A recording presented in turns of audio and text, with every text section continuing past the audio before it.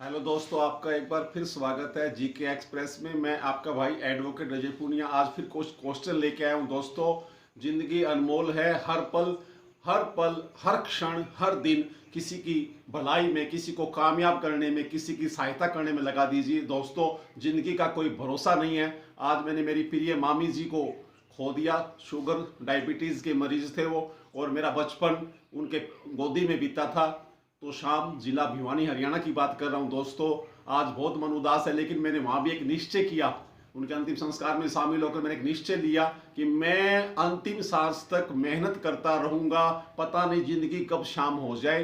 तो दोस्तों, आइए, आप थोड़ा सा मूड अपसेट है, फिर भी कर्म करेंगे और कर्म के द्वारा ही हम बता देंगे दुनिया को कि हमारी मेहनत ने कितनी बुलंदियां प्राप्त की हैं। फर्स्ट क्वेश्चन की तरफ बढ़ता हूं। दोस्तों, वीडियो छोटा रहेगा। फर्स्ट क्वेश्चन जैसे आपको नजर आ रहा होगा, हींग की खेती को शुरू किया जा रहा है, और आपने पढ़ भी लिया होगा हिमाचल प्रदेश। कौन से राज्य से हींग की खेती को बढ़ावा दिया जा रहा है? हिमाचल प्रदेश से। याद रखोगे आप इस क्वेश्चन को। अगर भारत में हिमाचल प्रदेश से पहले पूछे कि हींग की खेती और कहां की जाती है, याद रखोगे पंजाब और जम्मू कश्मीर। याद रखोगे। नया क्वेश्चन है, हिमाचल प्रदेश में हींग की खेती को, हींग मसाले में डालते हैं ना, खुशबू आती है अच्छी, और कच्ची हींग में कैसी खुशबू आती है? लहसुन के जैसी, सल्फर के कारण। याद रखोगे। और हींग दो प्रकार की होती है, याद रखोगे। एक काबुली हींग और लाल हींग। याद रखोगे। तो हींग मसाला है, सब्जी को सुगंधित और टेस्टी बनाता है। तो हींग की खेती हिमाचल प्रदेश में व्यापक तौर पर शुरू की जाएगी केंद्र सरकार द्वारा। उससे पहले का क्वेश्चन पूछे तो पहले पंजाब में बोई जाती थी, और थोड़े से मात्रा में जम्मू कश्मीर इलाके में बोई जाती थी। हींग मैंने दो प्रकार की बताई है आपको, लाल हींग और काबुली हींग। और भारत कौन से देश से हींग का आयात करता है? याद रखोगे, ईरान और उज्बेकिस्तान। हींग भारत ईरान से और उज्बेकिस्तान भारत हींग ईरान और उज्बेकिस्तान से मंगवाता है। ये क्वेश्चन कंप्लीट हो गया। अब इसी क्वेश्चन पे आपका होमवर्क है, मुझे हींग का वैज्ञानिक नाम, साइंटिफिक नेम ऑफ हींग बताइए मुझे कमेंट बॉक्स में। फर्स्ट क्वेश्चन आपका कंप्लीट हो गया। सेकंड क्वेश्चन के ऊपर आपको कुछ नाम नजर आ रहे होंगे दोस्तों। ये क्या है? एलोवेनिल वलाविरन और शाहू तुषार माने। इन्होंने तो जीता है गोल्ड मेडल, और शाहू तुषार माने ने जीता है, याद रखोगे, सिल्वर मेडल। तो ये एक निशानेबाजी प्रतियोगिता थी। अल शेख एयर राइफल एक टूर्नामेंट करवाया था बांग्लादेश ने, और 6 देशों ने इसमें भाग लिया था। याद रखोगे, एयर राइफल का टूर्नामेंट है, बांग्लादेश ने करवाया है, 6 देशों ने भाग लिया है। तो भारत के एलोवेनिल और वलाविरन ने गोल्ड मेडल, और शाहू तुषार माने ने सिल्वर मेडल प्राप्त किया है। और बात चलती है कहां की? बांग्लादेश की। कहां पर आयोजित हुआ है ये?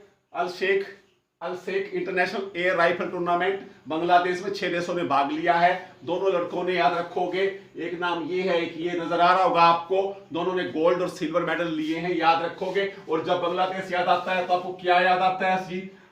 आपको याद आता है क्या?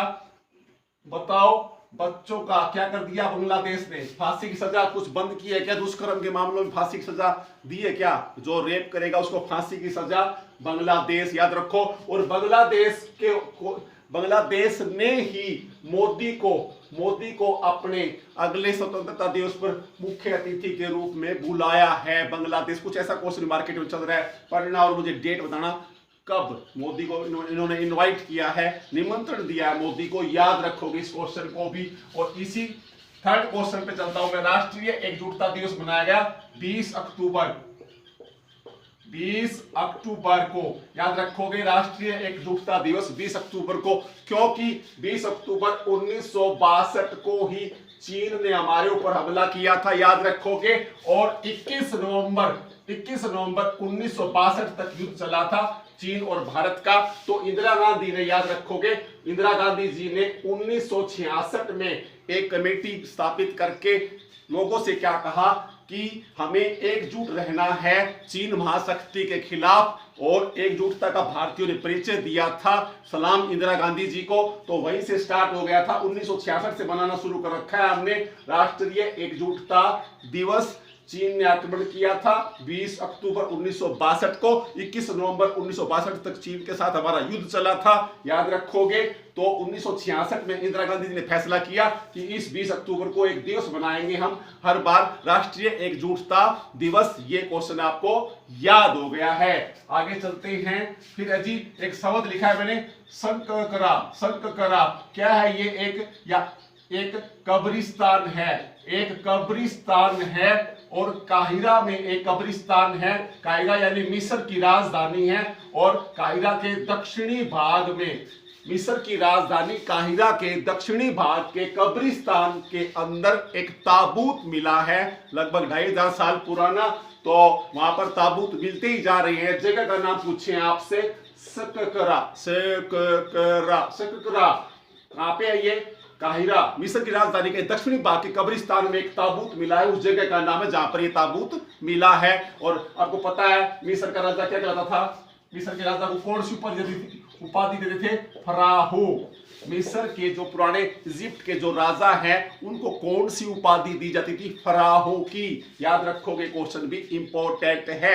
नील नदी का उपहार मिस्र, काफी क्वेश्चन है, तो आप इसको ऐसे करोगे। अगला नाम लिखा है मैंने, याद रखोगे, नदबाह दशहरा।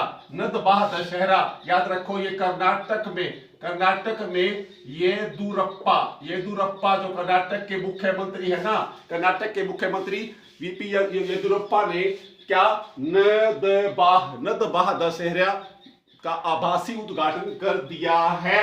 अब मुझे बताइएगा किस आदिवासी परंपरा पर नदबाह दशहरा मनाया जाता है? इसका रावण से कोई मतलब नहीं है, इसका रामायण से कोई संबंध नहीं है। मुझे कमेंट बॉक्स में बताइए, ढूंढ के अपना दिमाग दौड़ाइए कि नदबाह दशहरा क्यों मनाया जाता है कर्नाटक में। आदिवासी कोई परंपरा है, कोई जंगल में कोई वृक्ष है, उसकी लकड़ी को काट कर लाया जाता है, कुछ क्या किया जाता है मुझे बताना आप। तो कर्नाटक का है। और इसी दौरान कर्नाटक के मुख्यमंत्री येदुरप्पा ने एक संगीतकार हैं, उनका नाम है 6 नंबर क्वेश्चन पे, विनायक मल्हार तोरवी को संगीत पुरस्कार, राज्य संगीत पुरस्कार दिया है। ये भी कर्नाटक के ही हैं, याद रखोगे। विनायक मल्लराव तोरवी, ग्वालियर घराने, जो संगीत का घराना, कौन सा घराना बताया मैंने?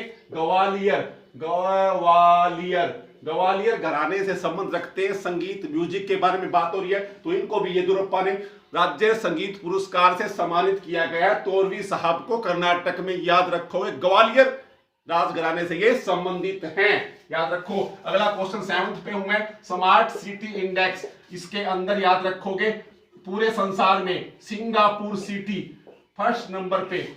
विश्व के स्मार्ट शहरों की बात हो रही है, वर्ल्ड के स्मार्ट सिटीज की बात हो रही है, तो विश्व स्मार्ट सिटी इंडेक्स में सिंगापुर सिटी का पहला नंबर आया है। अगर भारत की मैं बात करूं तो 85 नंबर पे हैदराबाद है। हैदराबाद इस सूची में शामिल है। अगर इंडिया का पूछे स्मार्ट सिटी इंडेक्स में सिंगापुर सिटी 1st नंबर पे है। भारत का कोई शहर पूछे तो उसका क्या नाम आएगा? हैदराबाद 85 नंबर पे है। आप याद रखोगे इस क्वेश्चन को। अगला है जी योशिहिदे सुगा। ये जापान के, आपके पता होगा, जापान के नए प्रधानमंत्री नियुक्त हुए हैं। शिंजो एबे ने इस्तीफा दे दिया था, उसके बाद में जापान के नए प्रधानमंत्री बने हैं। कौन? याद रखोगे, सुगा याद कर लो। योशिहिदे सुगा जापान के नए, याद रखोगे, प्रधानमंत्री। और जापान का नया सम्राट कौन बना है? नारुहितो। जापान का नया सम्राट कौन बना है? नारुहितो। और जब जापान में नया सम्राट बनता है तो क्या होता है? एक नया युग शुरू होता है। तो जैसे ही नारुहितो नए सम्राट बने, क्या युग शुरू हो गया? रीवा। कौन सा युग शुरू हो गया जापान में? रीवा युग शुरू हो गया है नारुहितो सम्राट के बनते ही, याद रखोगे। उसके बाद में 9th नंबर क्वेश्चन है, पूनम खत्री। क्या नाम है? पूनम खत्री वुशु। किसकी प्लेयर है पूनम खत्री? कौन से गेम की? वुशु की। विश्व wushu champions, world wushu championship में पूनम खत्री जी ने सिल्वर मेडल प्राप्त किया था झज्जर जिला हरियाणा, शहीदों की नगरी जिसको आप बोलते हो, झज्जर जिला हरियाणा से पूनम खत्री है जिसने विश्व वुशु चैंपियनशिप में सिल्वर मेडल प्राप्त किया था। लेकिन अब उसका सिल्वर मेडल गोल्ड मेडल में बदल जाएगा। क्यों बदल जाएगा? क्योंकि जिस लड़की ने विश्व वुशु चैंपियनशिप में गोल्ड मेडल प्राप्त किया था उसने ड्रग्स ली थी, उसके यूरिन में, बाथरूम में, खून में वाडा को, वर्ल्ड एंटी डोपिंग एजेंसी को क्या है, नशे की मात्रा मिली है, उसका गोल्ड मेडल छीन लिया गया है। और उस लड़की का क्या नाम है? मारियम। मारियम से गोल्ड मेडल छीनकर पूनम खत्री को दे दिया गया है जो झज्जर हरियाणा से संबंध रखती है। तो विश्व वुशु चैंपियनशिप मारियम को गोल्ड मेडल मिला था, लेकिन वो डोप टेस्ट में फेल हो गई, नशा करके खेली थी, उसका गोल्ड मेडल छीन लिया गया और पूनम खत्री को दे दिया गया। और पूनम खत्री कहां की है? झज्जर जिला हरियाणा से संबंधित है, याद रखोगे। 9 क्वेश्चन कंप्लीट हो चुके हैं। अगला क्वेश्चन है जी आयुष्मान खुराना। ये आयुष्मान खुराना को जो बाल हिंसा के खिलाफ एडवोकेट बनाया गया है यूनिसेफ ने। यूनिसेफ है ना, छोटे बच्चों के स्त्रियों के कल्याण के लिए कार्य करती है ना यूनिसेफ। हाँ जी, यूएनओ का एक अभिकरण है यूनिसेफ। तो यूनिसेफ ने आयुष्मान खुराना जो अपने इंडिया की जो हिंदी फिल्मों का अभिनेता है, हीरो है, आयुष्मान खुराना को बाल हिंसा के पक्ष में एडवोकेट नियुक्त किया है कि छोटे बच्चों के साथ हिंसा, वॉयलेंस नहीं होनी चाहिए। तो एडवोकेट इनको यूनिसेफ नाम की संस्था ने नियुक्त किया है। अब मुझे बताइए यूनिसेफ का मुख्यालय कहां पर है, यूनिसेफ का महानिदेशक कौन है और यूनिसेफ की स्थापना कब हुई? राइट डाउन इन बॉक्स, याद रखोगे। 10 क्वेश्चन कंप्लीट हो गए हैं। अगला क्वेश्चन है आपका 11 नंबर पे हूं, आसन कंजर्वेशन और क्या है? कबराल। तो आसन कंजर्वेशन है ना, ये नम भूमि क्षेत्र है। नम भूमि क्षेत्र का मतलब भारत के वो क्षेत्र जहां पर क्या है? मड है, यानी कि दलदल है, नमी रहती है, कीचड़ रहता है और सीलन भरा एरिया होता है जहां मिट्टी भी है, पानी भी है, कीचड़ भी है, वृक्ष है।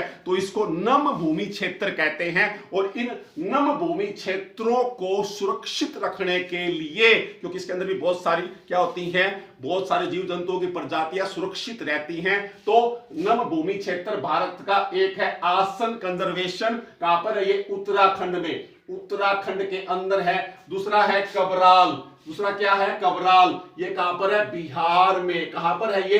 बिहार में। तो याद रखोगे आसन कंजर्वेशन और कबराल को विश्व क्या है, याद रखोगे, नम भूमि क्षेत्रों की सूची में शामिल कर लिया गया है। इससे पहले याद रखो भारत के 37 नम क्षेत्र शामिल थे विश्व की सूची में, +2 ये हो गए। एक तो उत्तराखंड आसन कंजर्वेशन और दूसरा कबराल बिहार से। अब 37 में 2 जोड़ोगे तो कितना हो जाएगा? 39।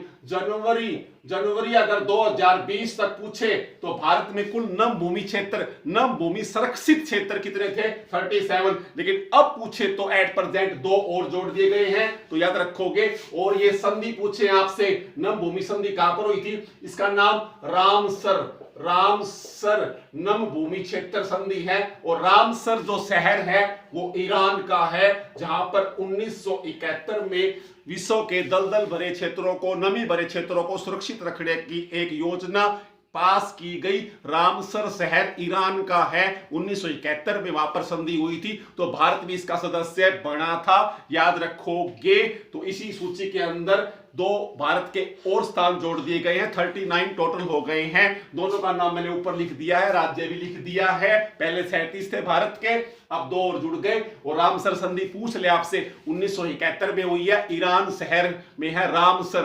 रामसर शहर कहां का है? ईरान का है, याद रखोगे। तो ये हो गया क्वेश्चन और आपका, आप ऐसे पढ़ोगे। नेक्स्ट क्वेश्चन पे हूं मैं, 12 नंबर क्वेश्चन है, बोगाई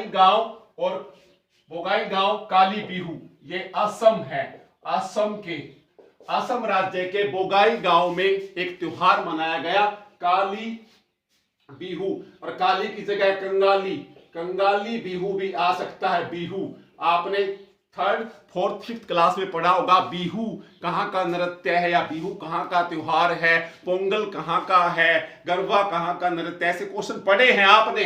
तो बोगाई गांव असम का काली बिहू वहां पर क्या है मनाया गया, और काली बिहू का दूसरा नाम मैंने क्या बता दिया, कंगाली बिहू भी इसको बोलते हैं, याद रखोगे। 13 नंबर क्वेश्चन है आयुष्मान सहकार योजना। आयुष्मान सहकार योजना, इस आयुष्मान सहकार योजना को 19 अक्टूबर को लॉन्च किया गया है, याद रखोगे, कृषि मंत्रालय द्वारा, याद रखोगे, नरेंद्र सिंह तोमर जो हमारे कृषि मंत्री है उनके द्वारा। आयुष्मान सहकार योजना का मुख्य कार्य क्या है, अब आप मुझे बताएंगे। आयुष्मान सहकार योजना को 19 अक्टूबर को शुरू किया गया है, लॉन्च किया गया है कृषि मंत्रालय द्वारा, नरेंद्र सिंह तोमर हमारे कृषि मंत्री के द्वारा। तो इसके अंदर मुख्य सहकार शब्द है ना, तो जो महिलाएं हैं और जो सहकारी संस्थाओं में हैं उनके 2% तक ब्याज देना, ब्याज में पैसे देना उनको, ताकि वो मजबूत, सीधी सी बात है, ग्रामीण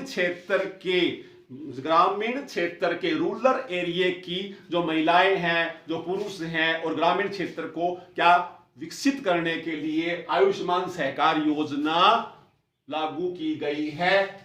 14 नंबर क्वेश्चन पे हूं, सैमुअल पेंटी याद रखोगे फ्रांस के हैं, और इन्होंने एक कार्टून बना दिया था पैगंबर मोहम्मद साहब का, इस्लाम के संस्थापक पैगंबर मोहम्मद साहब का एक कार्टून इन्होंने बना दिया था सैमुअल पेंटी ने।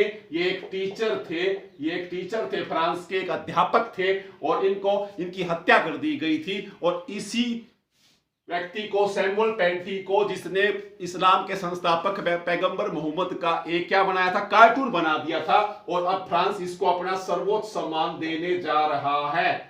फ्रांस का टीचर है, सर्वोच्च सम्मान इसको फ्रांस दे रहा है। और मुझे बताइए भारत की किस पर्सनैलिटी को फ्रांस ने अपना सर्वोच्च सम्मान दिया है, बताइए मुझे कमेंट बॉक्स में, याद रखोगे, ठीक है ना। और फिर भगत सिंह कोश्यारी आप पढ़ते हो जी, ये राज्यपाल हैं, ये महाराष्ट्र के राज्यपाल हैं, और इनके खिलाफ उत्तराखंड राज्य के हाई कोर्ट ने, ये भगत सिंह कोश्यारी महाराष्ट्र के राज्यपाल है इस वक्त, लेकिन कभी ये उत्तराखंड, याद रखोगे, उत्तराखंड के मुख्यमंत्री भी थे, और इनके ऊपर उत्तराखंड के हाई कोर्ट ने, क्योंकि पूर्व मुख्यमंत्री थे, जो आवास जिसमें ये रहते थे उसका किराया नहीं दिया, और इसके लिए इनके खिलाफ अवमानना नोटिस जारी किया है उत्तरांचल हाई कोर्ट ने भगत सिंह कोश्यारी के खिलाफ क्या है, अवमानना नोटिस जारी किया है हाई कोर्ट ने, क्योंकि ये उस वक्त जब ये उत्तराखंड के क्या थे, मुख्यमंत्री थे, तो आवास में जहां रहते थे किराया विराया नहीं चुकाया होगा। तो इस क्वेश्चन को आप याद रखोगे, आपको ऐसे आना चाहिए, उत्तराखंड यहाँ पे भी आया है, और आसम कंजर्वेशन जो नम भूमि क्षेत्र में शामिल है उत्तराखंड, वहां भी देखो ध्यान से, सब जगह ऐसा ही होता है। वेल्स, अब क्या है वेल्स, अब वेल्स को मैंने क्यों लिखा, क्योंकि वेल्स को क्या है, पहला यूरोपीय क्षेत्र है जहां 20 अक्टूबर से दोबारा लॉकडाउन लगा दिया है। वेल्स है ना, वेल्स, मैं बताऊंगा आपको वेल्स क्या, वेल्स एक देश है, और जब देखो मैं बताता हूं वेल्स, और इसकी राजधानी है कार्डिफ। क्या है राजधानी, कार्डिफ। वेल्स देश की राजधानी कार्डिफ है, कार्डिफ। और मैं आपको थोड़ा सा याद दिलवाऊं, देखो कैसे होता है, आप क्या पढ़ते हो, यूके यूनाइटेड किंगडम, उसमें क्या शामिल है, वेल्स, उत्तरी आयरलैंड और इंग्लैंड, है कि नहीं, वेल्स, उत्तरी आयरलैंड, इंग्लैंड, याद रखोगे, और स्कॉटलैंड, इन चारों से मिलकर, वेल्स, उत्तरी आयरलैंड, इंग्लैंड और स्कॉटलैंड से मिलकर ही बनता है यूनाइटेड किंगडम।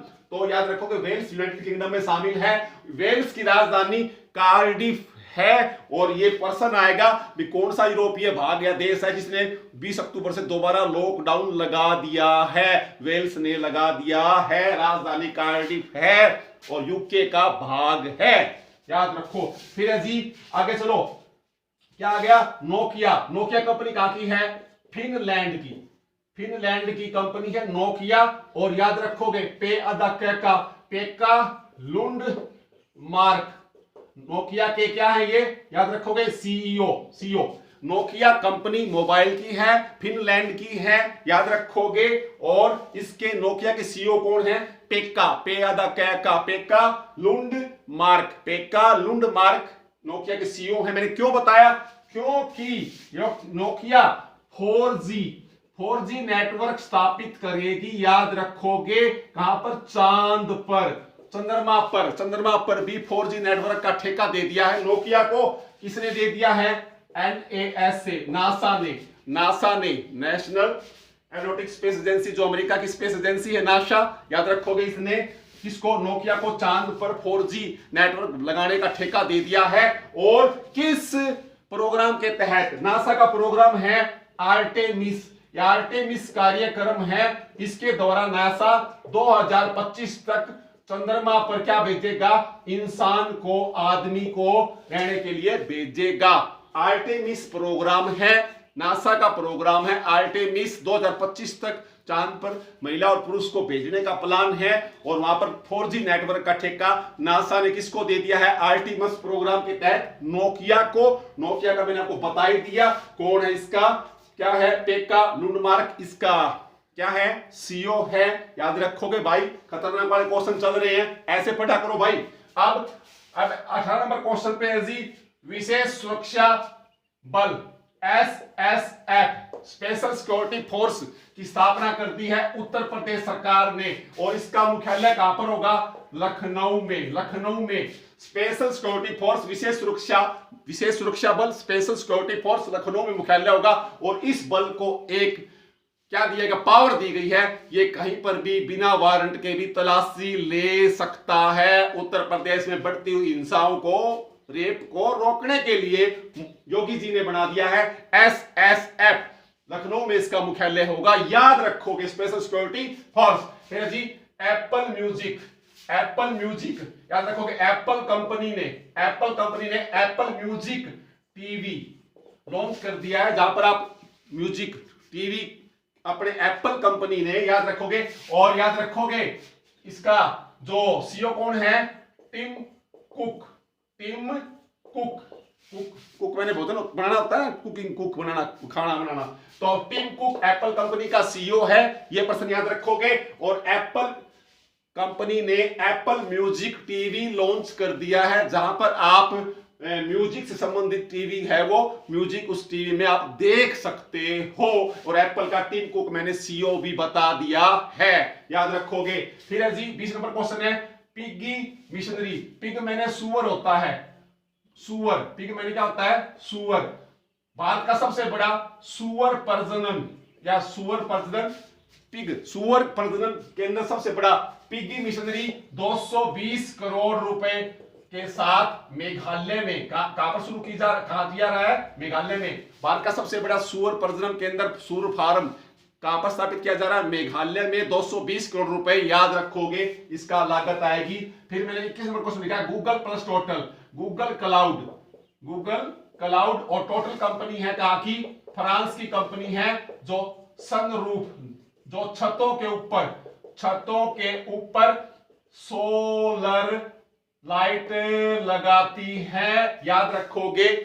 गूगल क्लाउड और टोटल कंपनी है फ्रांस की, गूगल कंपनी और टोटल कंपनी कहां बताई मैंने, फ्रांस की। दोनों क्या है, छतों के ऊपर मिलकर सोलर लाइट लगाएंगे और गूगल उसको मैप बताएगा, दिखाएगा कहां कहां पर एक लगा दी है, कहां कहां बाकी है। ऐसा कुछ क्वेश्चन है, तो ये क्वेश्चन इंपॉर्टेंट है। वेगा ये पुरुषों का, वेगा जो मैनवियर, पुरुषों के सौंदर्य प्रसाधन बनाती है, ये क्रीम, सेंट, परफ्यूम वगैरह, वेगा। और वेगा का ब्रांड एम्बेसडर रोहित शर्मा को बना दिया गया है। और रोहित शर्मा को राजीव गांधी खेल रत्न पुरस्कार मिला है क्या, राजीव गांधी खेल रत्न पुरस्कार भी मिला है। तो वेगा का ब्रांड एम्बेसडर किसको बना दिया गया, रोहित शर्मा को। राजीव गांधी खेल रत्न पुरस्कार, खेलों का सर्वोच्च सम्मान भी मिला है रोहित शर्मा को, याद रखोगे। अब ये है कोची, अब कोची के अंदर क्या है, जैव विविधता सूचकांक। कोची ने, केरल ने, कोची ने अपना पहला, भारत का पहला राज्य है जिसने अपना जैव विविधता सूचकांक जारी किया है। कोची केरल ने, याद रखोगे। फिर जी हल्का हल्का जम्मू कश्मीर पंचायती राज संशोधन अधिनियम नया बना दिया है, इसमें संशोधन कर दिया है। पंचायती राज संस्था है जम्मू कश्मीर के अंदर। तो हल्का शब्द का मतलब क्या है, तो जितने जिला परिषद है उसके इलाके घटा बढ़ा दिए गए हैं। आपको एग्जांपल देता हूं भाई, कौन से हल्का का है तू, कहां से हो, समझे आप। विधानसभा क्षेत्र को बोलते हैं हल्का, याद रखोगे, है ना भाई। भवानी खेड़ा हल्का, जैसे बड़ौदा हल्का में चुनाव हो रहा है हरियाणा में, है ना, याद रखोगे। तो हल्का शब्द पूछ ले आपसे तो परिसीमन से संबंधित है हल्का शब्द, याद रखोगे।